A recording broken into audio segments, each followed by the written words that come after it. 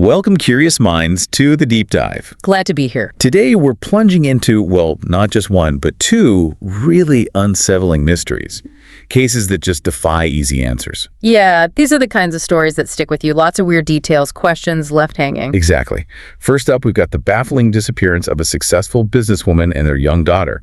Just vanished from a seemingly normal life. And the second one, it's different, but just as disturbing. Right. A desperate cry for help over a CB radio. A child in danger. It sparked this huge search, but against, incredible odds and a lot of confusion. And deception, too. That's a key part of it. Okay, so let's try and unpack these, piece together the fragments of these, well, deeply disturbing events. Let's do it. Our first story centers on Amber Cheng. She was born in Delhi in China back in 1985. Moved to the U.S. to Chicago when she was about 20. 2005. Yeah, and changed her name to Amber. Her first few years here were bittersweet, really. She had her daughter, Melissa, in 2007. But then tragedy struck pretty quickly after. Very quickly. Her husband died from cancer. Just awful. Yeah. Heartbreak, money troubles.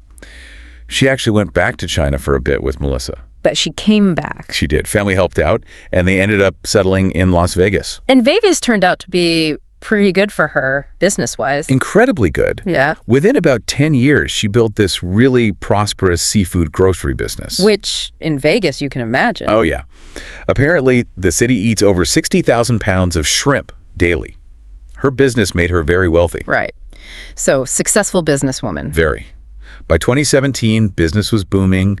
Melissa's future seemed secure, so Amber started dating again. And that's where Cheng Sheng comes in, the Uber driver. That's him. They met, and things got intense fast. Some people even thought they were married. But it wasn't smooth sailing? No, apparently quite volatile. They even split up briefly in 2018. But they got back together. They did. Reconciled.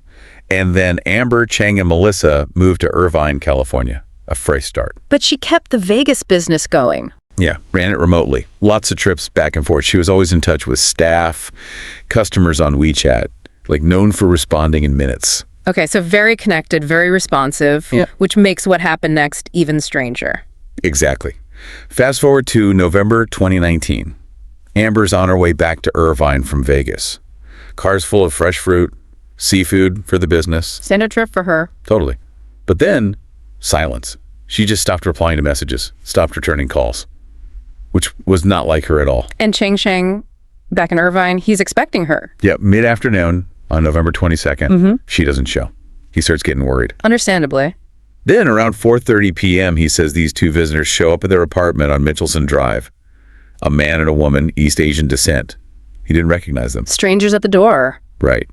And just as he's about to ask who they are, he said the woman pulled something out of her pocket. Okay. And the last thing he remembers before everything went black, a fine mist wafting over his face. A mist. Wow. That detail, the mist, it just immediately screams, professional, doesn't it? Not some random street crime. Absolutely. I mean, we're not talking about your classic chloroform rag here. A mist suggests, sophistication, resources. Planning. Serious planning. It points away from just a spontaneous abduction. It's precise and deeply unsettling. So hours later, Cheng wakes up. He's on the dining room floor, totally disoriented. But the memory comes back. Yeah, the couple, the mist, it floods back. Uh-huh. And then, pure terror. He sees a single bloody handprint on the wall. Oh, God. And more blood on the hallway carpet. He starts frantically searching the apartment, calling for Melissa. But she's gone. Nowhere to be found. And then, near his phone, he finds this handwritten note. Terrifying. What did it say? Basically, Amber and Melissa had been kidnapped. They'd be returned if Cheng followed simple instructions. Simple instructions. And the final line, chilling. If you contact the police, you won't see them again. Clean the apartment, act normal. We are watching you. Wow. Okay, so he's terrified. He's got this note. What does he do? He starts covering it up, just like the note said. Rips up the bloody carpet square, repaints the wall. Panicked. Trying to protect them. Totally. He even calls Melissa's school, makes up this excuse about her being seriously ill. And the WeChat account. Amber's business. He impersonated her, sent messages to customers, pretending everything was fine. Just trying to buy time, act normal. Exactly. And over the next few days, more anonymous letters get slid under his door while he's out. Really? What did they say? One basically said, "We see you're behaving." Another promised they'd be released if he just kept quiet a few more days. Playing on his hope. Right. Then, day 5, another note. This one tells him to leave town for a few days so the kidnappers could get into the apartment. And he did it. He complied, drove to a relative's place in Vegas, pretended it was just a surprise visit, kept up the act for 2 days. This is incredibly stressful. Unimaginable. He comes back to Irvine, and there's another note waiting. What now? They are fine. Clean the carpet again. Clean the house again. You will see them Monday. See them Monday. Okay, a specific day. So he waits, cleans again, hopes. But Monday comes and goes. No update. Nothing. Oh no. The hope starts to fade. Worry turns into panic. It drags on. We're into the 3rd week, still no contact. He's fearing the absolute worst. Boy finally breaks. Finally, December 2nd, 2019, he contacts the Irvine Police Department. Okay, now, you hear that story. That long, convoluted sequence of events. You immediately think, he did it. Right. The police certainly did. He was their prime suspect. It sounds like a cover story, doesn't it? Totally. But then, get this. After a really extensive investigation, 44 days of constant surveillance, searching his apartment, over 40 hours of interviews with him, friends, family. They ruled him out. Astonishingly, Yeah. yes. Ruled him out as a suspect. They decided his story, as bizarre as it sounded, was credible. No, what about the blood? Lab analysis confirmed it. Those floorboards he'd scrubbed and covered, DNA test confirmed it was Amber's blood. And his reaction. Apparently genuinely distraught at the idea she'd been hurt. So, from an investigative standpoint, that's a massive pivot, isn't it? To go from prime suspect to credible witness. Huge. What does that take, from your perspective, for police to completely shift like that? That's really the critical point. When your prime suspect gets cleared with that level of rigor we're talking, polygraph, surveillance, psychological assessment, it forces you to accept that something far stranger is going on. Something beyond a simple domestic situation. Exactly. It means the case isn't just unusual. It might be, well, unprecedented in some ways. It forces authorities to confront a much more unsettling reality. Someone else, someone highly capable, very elusive, is responsible. It shifts the whole paradigm. But even after they cleared him, there were still a couple of unsettling details. Like what? Well, he had what looked like a defensive wound on his hand. He claimed it was from cutting meat, but But it looked like he'd been in a fight. kind of. And then neighbors saw him hauling stuff out of the apartment, a big cooler, a large storage container, down to a waiting truck. And his explanation. He said he was just cleaning the apartment, like the notes told him to. Okay. And the mist? He was adamant about it. An aerosol mist, not chloroform. Investigators thought, well, maybe it was halothane. Halothane. That's a powerful anesthetic spray. Knocks you out almost instantly. Exactly. But here's the But thing. not exactly something you buy at the corner store, right? Oh, right. Halothane is not over the counter in the U.S. It's extremely hard to get. However, there is one country known for having a history of using halothane, particularly in, shall we say, espionage operations. The People's Republic of China. Precisely. That detail alone just pushes the whole case into a very different, much more disturbing realm of possibility. So naturally, these really unsettling theories started popping up. Like Chinese government involvement, espionage, Yeah. targeting a businesswoman and her kid. It sounds wild, but with the halothane, Yeah.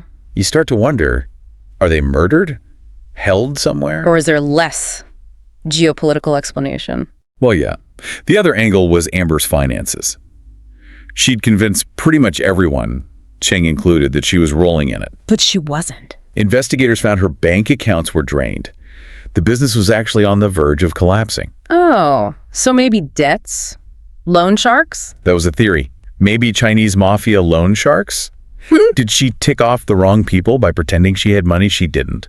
Did the kidnappers think there was ransom money that just wasn't there? Possibly. Cheng also mentioned Amber had this sort of on-again, off-again thing with a guy back in China. That was why they split up briefly in 2018. So another theory. Maybe she staged the whole thing. To escape debts, maybe escape Cheng. Some people speculated that. But the halothane again. How does someone finance that kind of operation, that sophisticated tranquilizer? Good question. Plus, their passports, Amber's and Melissa's, were left behind in the apartment. And there's zero record of either of them entering China since they vanished. So staging it seems unlikely too, which brings us back to... Back to Cheng. Look, many people who've looked into this case still think he has to be involved. A master manipulator, a liar who killed them and cooked up this insane story. But the investigation... But he passed an FBI polygraph in January 2020, showed zero deception during weeks of surveillance. An FBI behavioral psychologist interviewed him and confirmed, yeah, he seems to be telling the truth. And he reported it himself. If he hadn't, the police might never have known. Exactly. So if Chang is telling the truth, I mean, that's terrifying. It points to either a sophisticated human trafficking ring or maybe even espionage on U.S. soil. And whoever did it Acted with complete impunity, never identified. And Amber and Melissa, their whereabouts, their fate, it's still a complete mystery, just vanished. chilling. A credible witness pointing to an almost unbelievable truth. Yeah. And that kind of leads us into our second mystery today. A different kind of scenario, but just as baffling. A child's desperate pleas leading to this frantic, confusing search. Right, the lost boy Larry case. Let's shift scenes. It's August 7th, 1973. Darlene Ross, she's in Fontana, California. Listening to her CB radio. Citizen band radio, pretty common back then. Truckers, hobbyists used them. And she hears something that just makes her blood run cold. Through the static, this little boy's voice crying, "Help! Please help me!" Oh, man. Horrifying. Darlene is horrified. Tries to calm him down, get details. The boy says his dad is dead. His name is Larry. He's 6 years old. And he's calling from New Mexico. Yeah, from New Mexico. Yeah. But confusingly, he keeps calling Darlene David. David. Okay, weird detail. Then his voice just gets overwhelmed by static and cuts out. Gone. What does Darlene do? Immediately calls Albuquerque police. Then the Albuquerque Journal newspaper, the journalists there were so disturbed they ran a story the very next morning. So the word gets out fast. Very fast. Yeah. By the evening of August 8th, the newspaper is swamped with calls.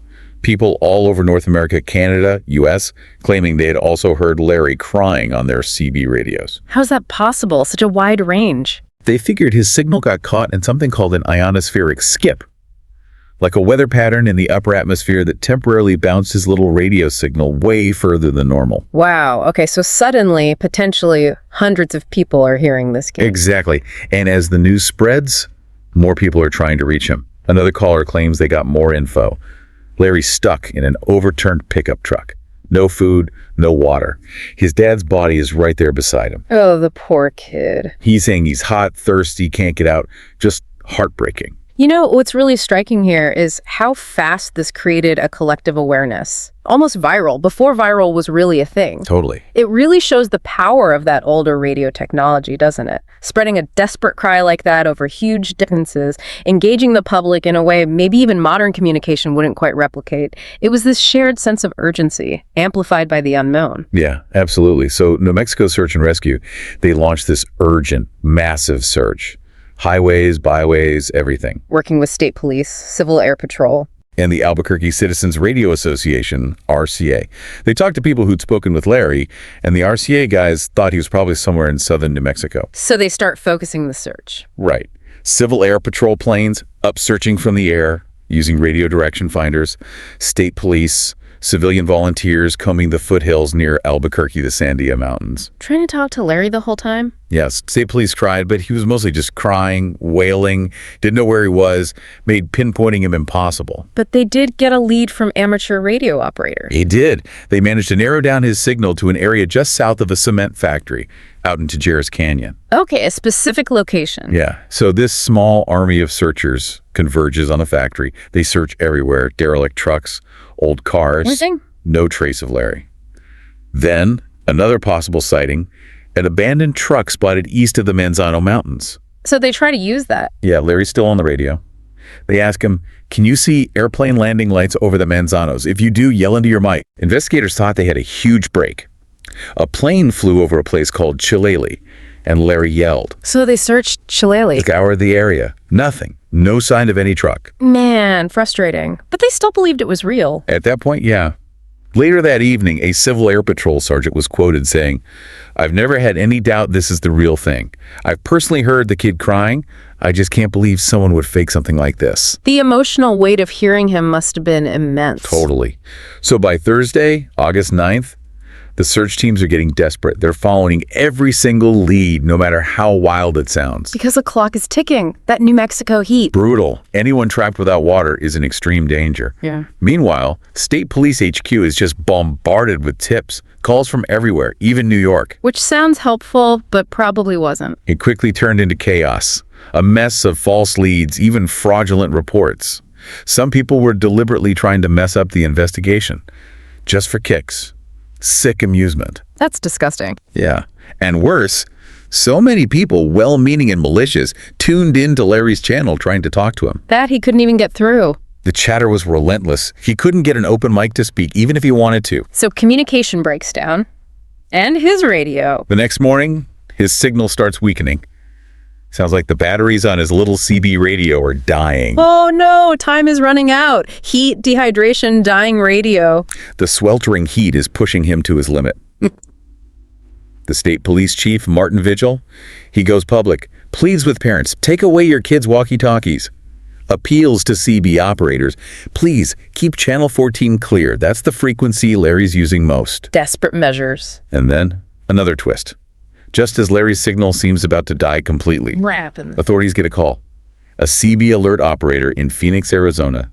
They say they just heard a panic transmission from a young man calling himself David. David, the name Larry kept using. Exactly. This David claimed he'd been in a serious car accident, trapped for a bit with his father in an overturned vehicle. But unlike Larry. Unlike Larry, who said his dad was dead, this David said both he and his dad were fine now. They were free. Okay, so connection, coincidence. Well, because Larry had used the name David, maybe talking about a brother, a cousin, who knows. A lot of people thought, okay, the calls are connected, it's resolved, the family found him. A potential sigh of relief. For a moment. But then, just a few hours later, another distress call from David is heard. What? So he wasn't fine. It split the investigators. One side thought, okay, this means the search for Larry has to continue. The other side thought David's transmission somehow marked the end. Confusion reigned. And all this time, the hoax theories are getting louder. Louder and louder. The investigation just starts falling apart. Law enforcement basically had to admit, yeah, a lot of these broadcasts probably are cruel pranks by bored teenagers. Public gets jaded. Resources get strained. The whole thing's in tatters.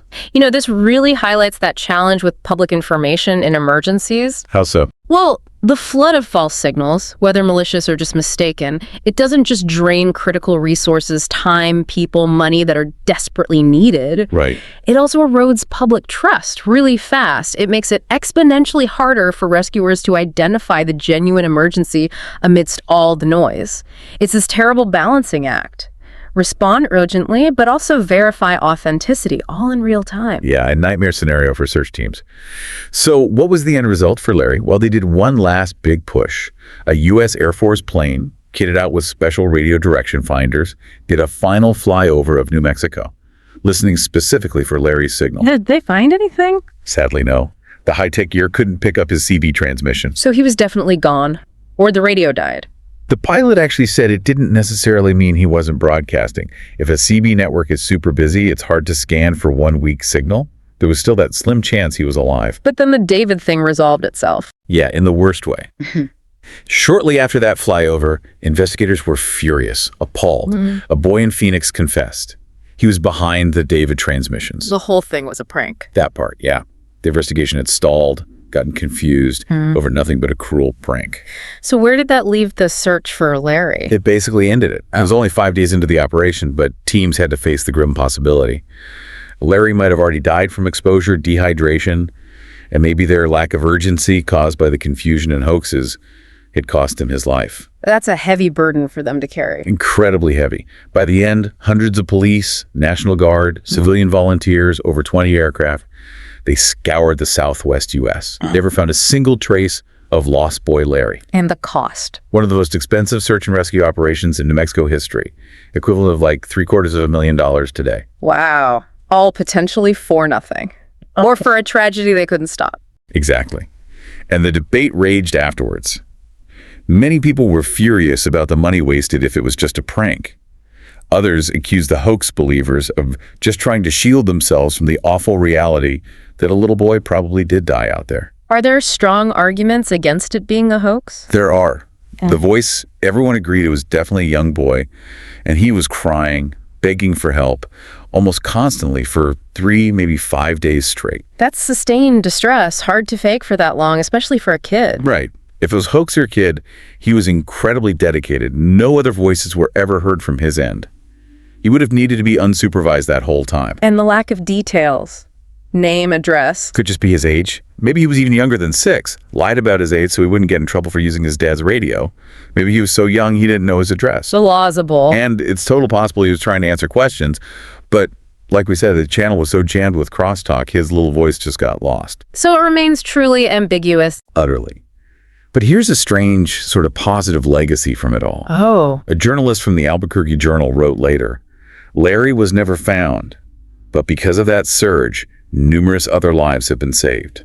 How so? She meant the New Mexico Search and Rescue Council. They really took the lessons learned from the lost boy Larry Chaos to heart, dedicated themselves to improving statewide search and rescue methods based on what went wrong. So better coordination, handling tips, managing communication. Exactly. So even if Larry's calls were all a hoax, the end result, strangely, was a net positive for future rescue efforts in New Mexico. Silver lining, I guess. But as that journalist concluded, if a young boy really did have to die in order for such a system to be put in place, it's as heartbreaking as it is horrifying to be reminded that some rules are written in blood. Yeah, a very heavy thought. So these two deep dives today, Amber Chang and Melissa's disappearance, the lost boy Larry search. They're just potent reminders, aren't they, of this vast, unsettling unknown that's just out there. Definitely. Whether it's the calculated, precise actions of unseen forces, like maybe in Amber's case, or just that tragic intersection of terrible circumstance, maybe human error, maybe cruelty, all lost in this confusing haze of deception like with Larry. Yeah. These stories just haunt you. And ultimately, I think these kinds of cases force us to confront the fact that, well, some mysteries just resist being solved. They leave us with this lingering sense of unease. Yeah, and this deep curiosity for answers we might never get. They really underscore the limits of what we can know and just the persistent power of the unexplained. So here's a thought to leave you with. When those lines between truth and deception get so incredibly blurred, and the victims, well, they remain unheard, what does it even mean to find closure? A tough question with no easy answer. Indeed. Well, thank you for joining us on this deep dive into the unexplained. Thanks for having me. We really invite you to reflect on these stories, the questions they raise, and if you found this deep dive captivating, please do remember to like, share, and subscribe to our channel, Horror Docx. We need your support to keep exploring these chilling cases. Every bit helps. Join us next time for another deep dive into the fascinating, complex, and, let's be honest, sometimes terrifying depths of knowledge.